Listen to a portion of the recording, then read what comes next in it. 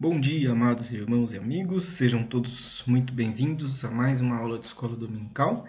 Vamos seguir aqui nosso assunto, escatologia, a doutrina das últimas coisas. Uma breve revisão do que vimos na semana passada, então você viu aí sobre a palavra escatologia, que é uma palavra grega formada por primeira parte escatos, que significa último, extremo, final, e o logia, ou logia, discurso, ciência, ou doutrina. Então, juntando-se as duas, doutrina das últimas coisas. Nós vimos também alguns comentários e um bem interessante aqui. O resultado de conhecer melhor a doutrina das últimas coisas deve ser cristãos confortados e ímpios avisados. Fica aí a sugestão de leitura, né? 1 Tessalonicenses 4, de 13 a 18, onde o apóstolo Paulo ali conforta, né, os irmãos ali de Tessalônica. E no verso 18 é bem nítido isso, ele fala: portanto, consolai-vos uns aos outros com estas palavras. Nós vimos também alguns itens, né, que envolvem a escatologia, são períodos, eventos, personagens, termos, profecias. E basicamente, né, o que vamos fazer aí nas próximas aulas então é entender esses itens, né, à luz das Sagradas Escrituras. E vimos também de maneira correta, né, que entendemos correta, de interpretação das escrituras e que certamente vai ajudar aí no entendimento, na compreensão da escatologia. Vamos adotar sempre a interpretação literal, né, e vimos aí as vantagens, né, como a interpretação literal é realmente a mais apropriada para trabalhar com as escrituras, do que a alegórica, onde a alegórica deixa ali muito aberto para a imaginação daquele que está utilizando, né, essa interpretação das escrituras. Então, na aula de hoje, como prometido, nós vamos ver 7 regras que o pastor Calvin Gardner propõe em seu livro Estudos sobre Escatologia. E essas regras, né, essas dicas que ele dá, certamente nos ajuda a entender melhor o assunto. Certamente, creio que não são coisas novas, né, mas a gente vai ver na apresentação aqui que são coisas que devemos realmente fazer ao estudar as Escrituras. Inclusive, eu já tenho entrado direto ao assunto, né, na gravação. E se você não fez a sua oração ainda pedindo a Deus para que ajude durante o estudo, então pause o vídeo aí, faça a sua oração, peça a Deus pela aula, pelo professor, toda a matéria, para que possamos então seguir os nossos conhecimentos, seguir aprendendo mais e mais do Senhor para nós podermos agradá-lo em tudo. Então a primeira regra, iluminação do Espírito Santo é necessária. João 16, de 13 a 14, né, onde o Senhor Jesus ali fala sobre o Consolador, né, qual seria a função dele, né, que é o Espírito Santo, que viria para nos ensinar. É essencial a obra do Espírito Santo em qualquer estudo bíblico. Como podemos esperar entender a verdade sem o guia de toda a verdade? Então, realmente é essencial, né, ser iluminados pelo Espírito Santo. Agora, não confunda, irmãos, iluminação com inspiração. Né? Inspiração é uma coisa, está lá, né? Você aprendeu aí nas aulas de bibliologia com o irmão Juvenil, está lá quando as escrituras foram, então, confeccionadas, né? Os escritos originais. A iluminação é como que uma orientação, digamos assim, dada pelo Espírito Santo, para nós então estudarmos e entendermos a palavra de Deus já revelada, ok? Entendemos exclusivamente as coisas de Deus pelo Espírito de Deus. Tá aí as referências, né? Você pode conferir depois. Segunda regra, literalidade em primeiro lugar. Deuteronômio 29, 29. Né? O que está revelado é para nós, para os nossos filhos. Vamos pegar aqui. As coisas encobertas pertencem ao Senhor nosso Deus, porém as reveladas nos pertencem a nós e a nossos filhos para sempre, para que cumpramos todas as palavras desta lei. Se cremos que a Bíblia é a revelação de Deus e sua vontade ao homem, então devemos também crer que ela será expressa em termos que o homem possa entender. E certamente indicam isso as centenas de exemplos que as Escrituras dizem, então falou Deus todas estas palavras, ou veio a palavra do Senhor, em outras declarações semelhantes, que indicam que o que é entregue é compreensível àqueles a quem é falado. Então, o Senhor Deus nos deu uma revelação entendível, compreensível, né? Não foi dada em enigmas que alguém precisa aí ficar durante anos, talvez pesquisando e decifrando. É leitura, e entender as palavras, aprimorar, né, no estudo, e assim a gente vai conhecendo o Senhor. E porque Deuteronômio 29, o que está revelado é para nós. Tem coisas que Deus deixou encobertas? Tem. Né? Como o próprio versículo diz, e as coisas encobertas pertencem ao Senhor nosso Deus. Um dia, talvez, ele proverá a nos revelar. Mas, por enquanto, o que ele revelou é suficiente para nós seguirmos nosso caminho e nosso conhecimento. Orígenes, em anos de 185 a 254 depois de Cristo, ele então popularizou a chamada espiritualização, que é aquela questão da interpretação alegórica que a gente passou. E eu vi até um pastor comentando, em um dos seus estudos, que essa tal de espiritualização, ela só serve para que apareçam aí os soberbos, né, os chamados gurus espirituais, e ali a pessoa vai colocar de um jeito como se só ele compreendesse, né, devido ao seu grau de entendimento. E a gente sabe que não é essa a vontade do nosso Deus. Seguindo, terceira regra, literalidade é provada pelo cumprimento literal. Então, Oséias 3, 4 e 5 tem ali uma profecia que está em duas partes. E houve já o cumprimento literal, depois os irmãos podem ler lá, né, que fala sobre a primeira vinda do Senhor, e sobre o tempo então que Israel ficaria depois sem as oferendas, sem ofertas, sem estar no templo. E uma parte, né, que fala do reino, verso 5, que ainda não foi cumprido. Agora, o que estava no verso 4 foi cumprido literalmente. A história mostrou isso. Então, certamente, haverá o cumprimento literal do verso 5. Então, não há que se alegorizar, né? Podemos com certeza esperar o cumprimento literal das profecias, pelo que vemos já das profecias já cumpridas, né? Lembrando que a maior parte das profecias já foram todas cumpridas literalmente. Regra número 4. Cumprimento parcial ou cumprimento em duas fases é possível. Frequentemente, as escrituras proféticas têm cumprimento imediato, como também futuro.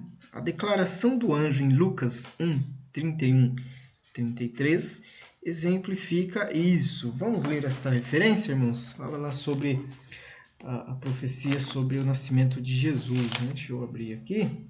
A Bíblia, Lucas, capítulo 1, versos 31 a 33. Diz assim a palavra de Deus. Eis que em teu ventre conceberás e dará à luz um filho, e chamarás o seu nome Jesus. Este será grande e será chamado Filho do Altíssimo. E o Senhor Deus lhe dará o trono de Davi, seu pai. E reinará eternamente na casa de Jacó, e o seu reino não terá fim. Então os irmãos leiam aí, né, se quiser pausar o vídeo para fazer a leitura, mas vejam que ele fala sobre o nascimento de Jesus, e no verso 33 fala, né, do reino eterno do Senhor Jesus, que ainda será a segunda fase, né, a ser cumprida. Então, realmente é possível, né, o cumprimento da profecia em duas fases. Algum desavisado pode chegar lá e falar, tá dizendo que ia acontecer isso aqui, ó, mas tá vendo? Ó, não aconteceu, aconteceu só essa parte aqui, então cai por terra aí a profecia porque uma parte não se cumpriu. Não é nada disso, né? Apenas um cumprimento em duas fases conforme o propósito do Senhor nosso Deus. Número 5, múltiplas profecias em poucos versículos. Os profetas do Velho Testamento viram a primeira vinda e a segunda vinda de Cristo, sem perceber a era da igreja.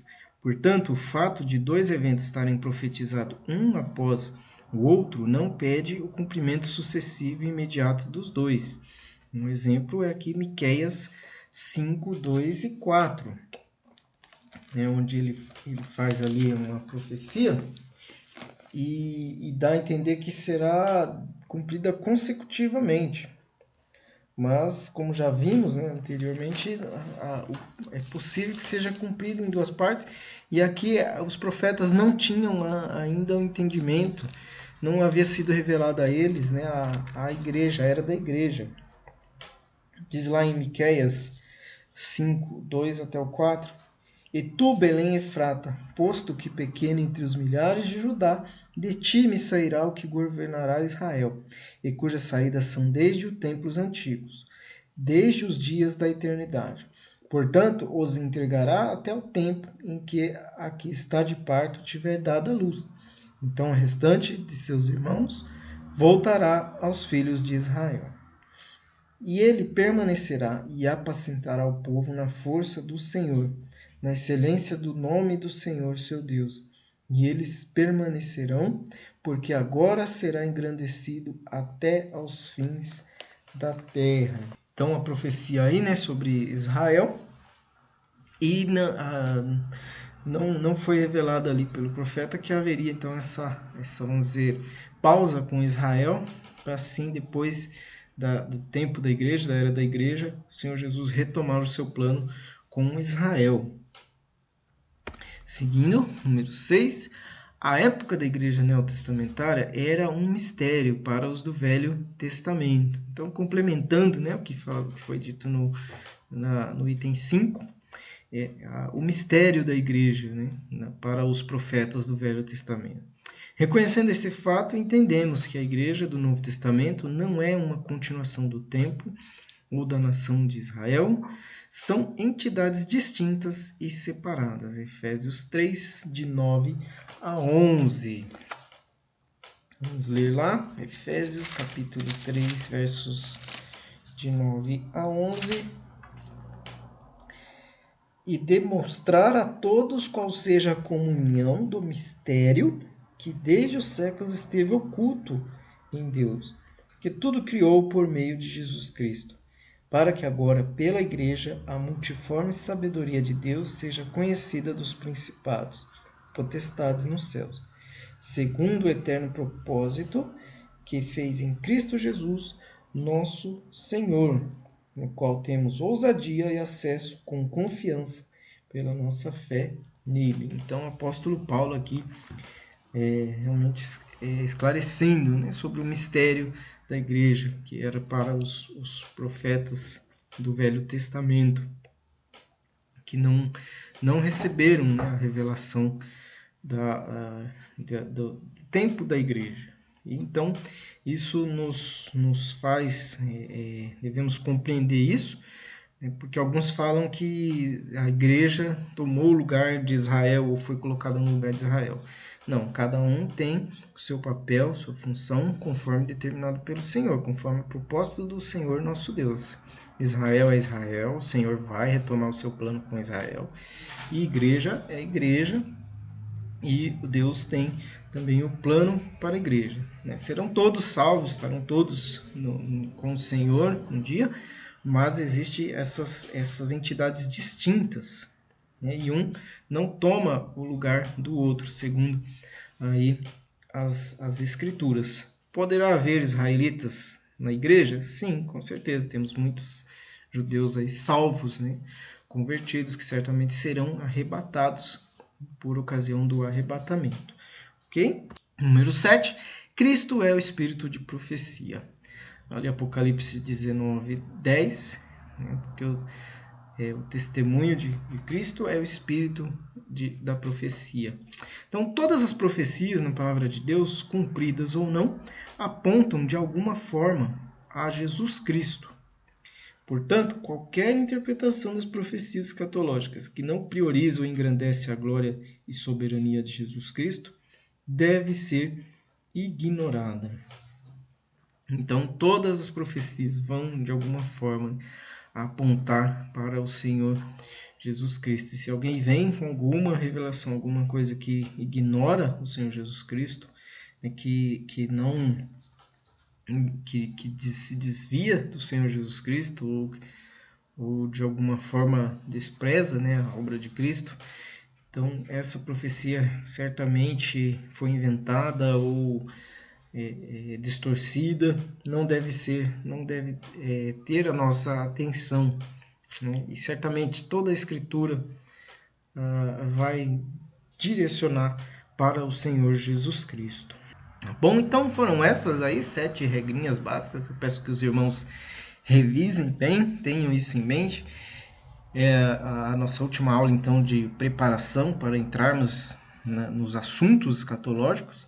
E são regras interessantes para a gente compreender a escatologia e poder, assim, aprimorar o nosso conhecimento de forma sábia, de forma que vai realmente nos trazer a compreensão maior, né, do que o Senhor Deus nos revelou, né, das coisas que ainda estão para acontecer. E lembrando, né, do nosso verso, que eu deixei no início para os irmãos, 1 Tessalonicenses 4,18, portanto, consolai-vos uns aos outros com estas palavras. Dito isto, que possamos buscar com diligência conhecer e compreender cada vez mais o plano de Deus revelado em sua palavra para nós, e possamos nos consolar uns aos outros com as promessas de nosso glorioso Deus e Pai. Amém, meus amados irmãos? Que o Senhor Deus nos abençoe, possamos seguir firmes, estudando a sua palavra, buscando melhorar cada dia mais como servos do Senhor.